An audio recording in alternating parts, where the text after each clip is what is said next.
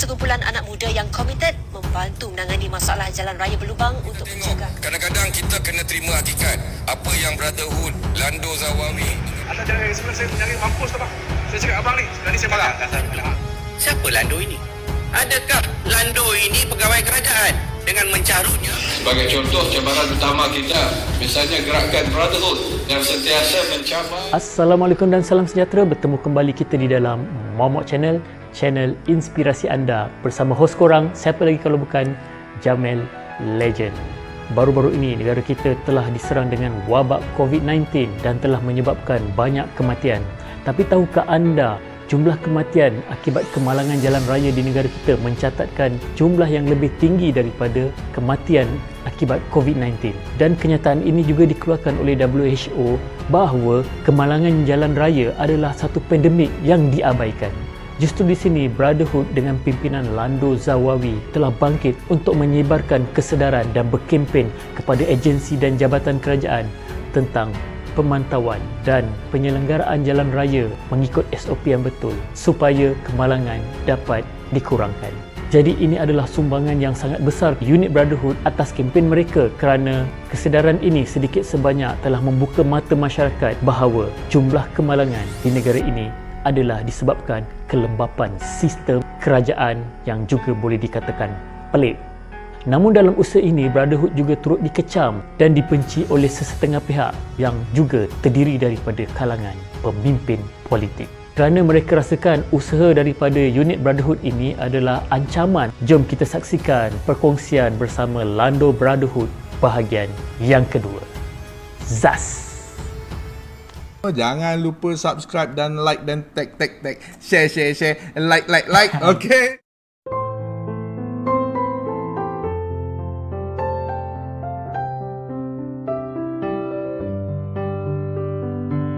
Okey, sebenarnya tangkapan ni dibuat, saya tak cakap PBT tu yang benci kami, tak. Ada sesetengah orang, sebilangan orang yang panas jubur lah, kita kata. Panas jubur dengan kami. Diorang ni lah yang buat report, kan. Pihak polis pun dia cakap. Ni nama-nama saya. Polis pun tahu. Ya, jadi bukan saya tak kata seluruh PBT itu benci kami atau seluruh JKR itu benci kami. Sedangkan Datuk Seri Fadilah sendiri mengatakan bahawa cabaran Brotherhood adalah sebagai satu cabaran yang perlu diterima oleh pihak JKR dan KKR Malaysia. Itu adalah kata-kata Datuk Seri Fadilah sendiri. Tapi ada segelintir mereka yang merasakan bahawa ini adalah satu ancaman kepada periuk nasib mereka dan sebagai satu usaha untuk memporak-perandakan negara, untuk memberi ketidaktenteraman, yang ada memanggil kami sebagai usaha-usaha vandalisme, kan, sebagai mana yang dikatakan oleh Kunan dahulu, atau seorang DAP, Lim Lep Eng katakan DAP, katakan ini adalah usaha vandalism. Tapi terpulanglah pada mereka sekalipun. Tapi kalau mereka yang mengatakan bahawa usaha kami menconteng jalan itu sebagai satu usaha vandalism, mereka perlu pergi ke Australia. Sebab di Australia sendiri, marking di lubang itu adalah satu teknik atau SOP kontraktor City Council, supaya kalau nampak, orang boleh mengelak lebih awal, lebih selamat. Sebab kadang-kadang kebanyakan kes kemalangan jalan raya terhadap penunggang motosikal adalah apabila kereta tiba-tiba mengelak lubang dan mengimpit penunggang motosikal. Dan ini berlaku kepada seorang brother saya, arwah Yusri, di mana nasib baik dia baru selamat hantar anak dia pergi sekolah. Sebab waktu pulang tu dia naik motor, satu kereta perempuan bawa, dia mengelak manhole rosak. Tak adalah rosak sangat pun, tapi dia mengelak. Mungkin orang kata takut nak bayar suspension baru ke, katakan perempuan lagi pun, dia mengelak dan mengimpit arwah Yusri ni. Masuk ke laluan sebelah, lori datang, habis, bakar. Itu yang berlaku pada brother saya sendiri. Jadi benda-benda macam ni berlaku pada kadar hari-hari. Dan saya mendapat aduan hari-hari tentang kemalangan jalan raya ni. Kalau kita bandingkan dengan pandemik COVID sekarang ni, kadar kematian dalam jangka masa sebulan, 2 bulan, kemalangan jalan raya lebih tinggi daripada penyakit COVID ni.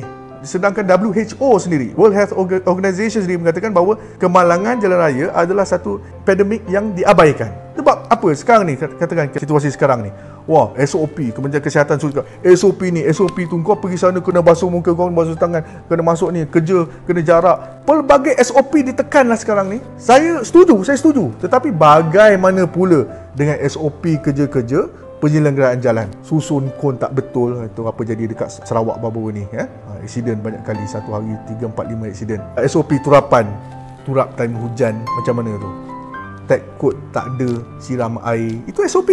TMP, Traffic Management Plan tak betul.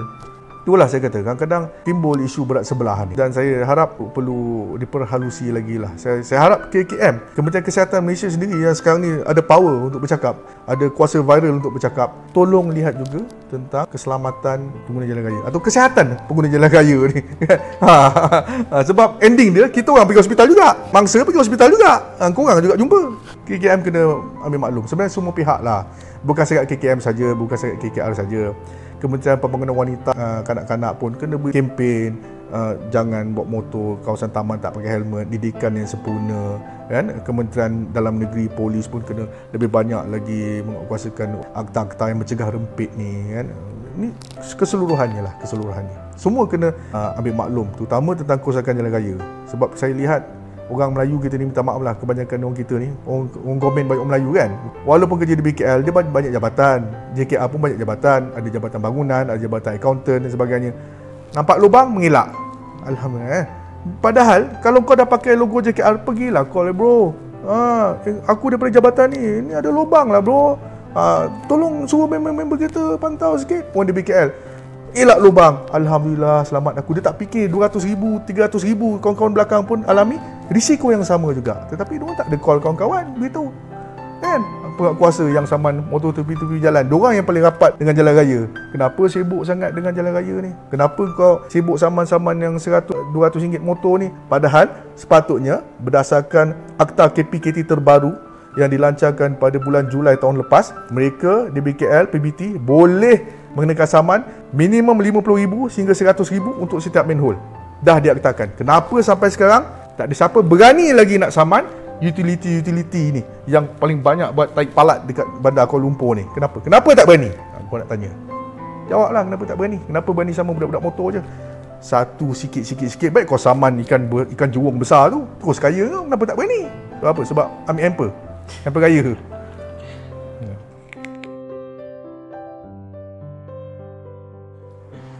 Sebenarnya saya seorang yang sangat penyabar, kan. Ini pun benda saya, kan.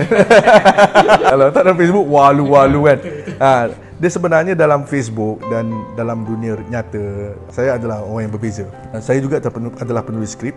Sebenarnya watak Lando Zawawi atau dalam Beradut Malaysia ni sebagai watak yang saya sengaja reka sebagai watak yang antagonis. Dalam penceritaan cerita ni dia ada watak hero ataupun watak orang jahat, protagonis ataupun antagonis. Saya melihat trend penonton sekarang. Penonton sekarang dia tak suka tengok cerita Superman, di mana hero tu seorang hero. Kalau kita tengok masyarakat kita sekarang banyak suka menonton yang anti-hero.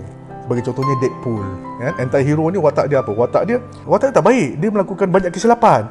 Tetapi dalam perjalanan dia tu, dia melakukan kebaikan. Jadi, saya rasa penonton lebih sukakan tu sekarang. Dan banyak superhero, even Marvel sekalipun, banyak menunjukkan watak-watak sebegini. Sentiasa ada yang kurang tentang hero tu. Sebagai contoh, Captain America, dia seorang ego. Yang baik, Spider-Man masih baiklah, karakter lama kan.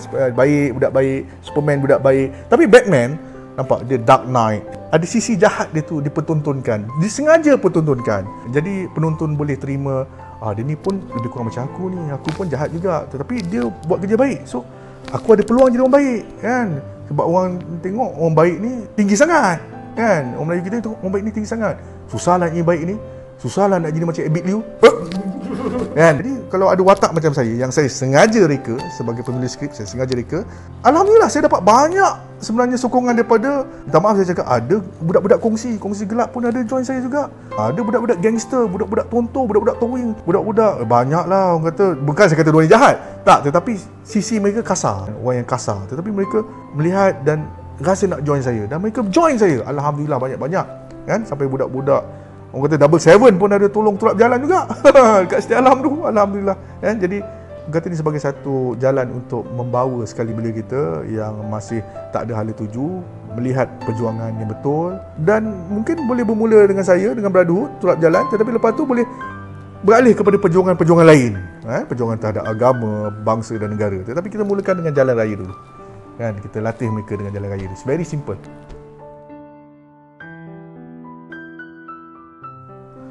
Sebenarnya pada saya, benda ni susah untuk ubah dalam sekejapan. Sebab kita majoriti bangsa Melayu, kita tak boleh nak semua salahkan kenapa Melayu tak ni, kenapa Melayu lambat. Kita kat sini masih lagi kata dibendung, masih terlindung lagi. Kadang-kadang terlindung sangat ni pun bahaya. Apabila terlalu terlindung, kita tidak dapat melihat dunia ini dalam konteks yang sebenar. Kita perlu lebih berani, lebih cepat matang sebenarnya. Dan ini membawa kepada pekerjaan. Ya?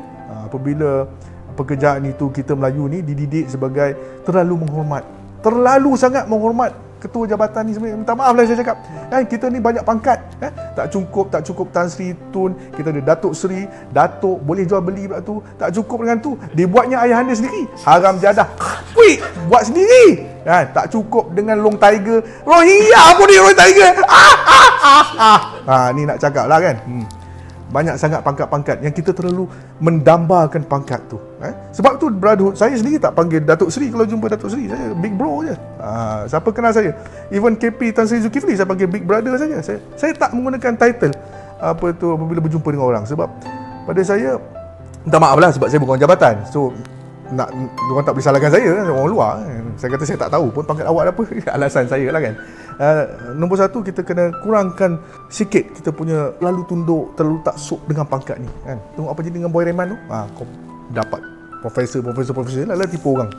Jadi jangan terlalu melihat pakaian, pangkat, darjat, kekayaan dan sebagainya. Kita melihat tindakan dia.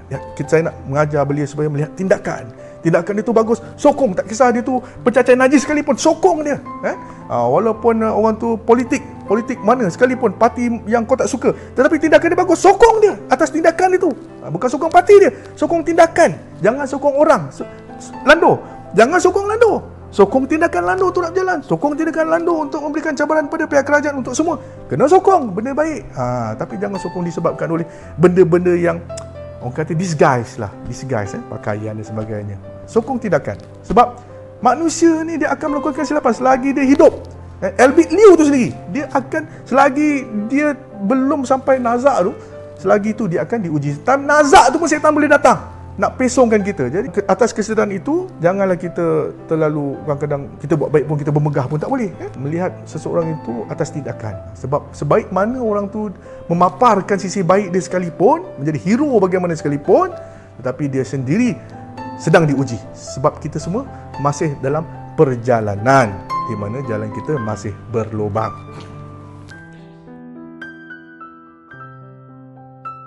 Okey, harapan saya kepada Malaysia secara amnya, saya harap supaya kita lebih cepat matang, kita boleh mengadakan pembaharuan, jangan terlalu tertutup, terlindung. Bukan terlindung ni, kadang-kadang kita yang melindung sebab kita terlalu menjaga, kan. Kita perlu bergerak lebih pantas, buka mata dan sebagainya. Kepada unit brotherhood, saya mohon supaya setiap unit-unit brotherhood dekat Malaysia ni, sama ada brotherhood aktif ataupun brotherhood pra yang baru nak masuk brotherhood, penyokong brotherhood, mereka mendoakan brotherhood supaya teruskan usaha ini selagi ada keperluan. Kalau tak ada keperluan, jangan ngada-ngada pula kau nak buat hal. Jangan. Orang buat kerja jalan tu kita kena hormat. Bukan senang atas jalan, macam mana kita dah rasa susah atas jalan, kan.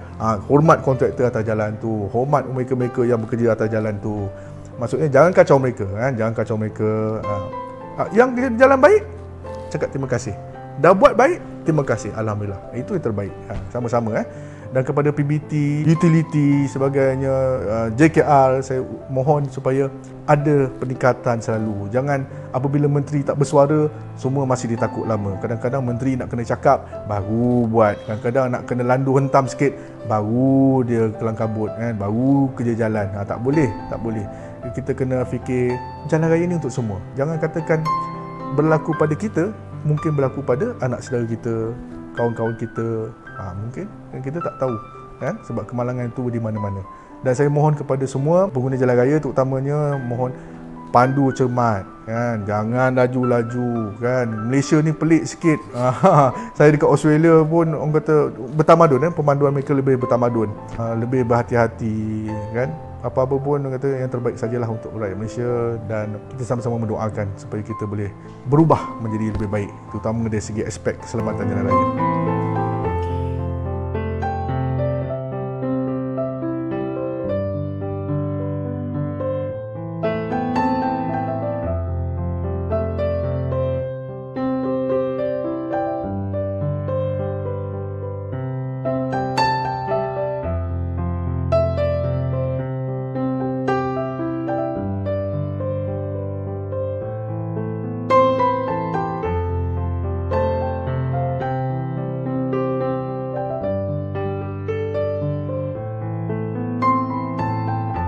Jangan lupa untuk tekan button subscribe dan butang loceng untuk mendapat notifikasi kisah inspirasi seterusnya.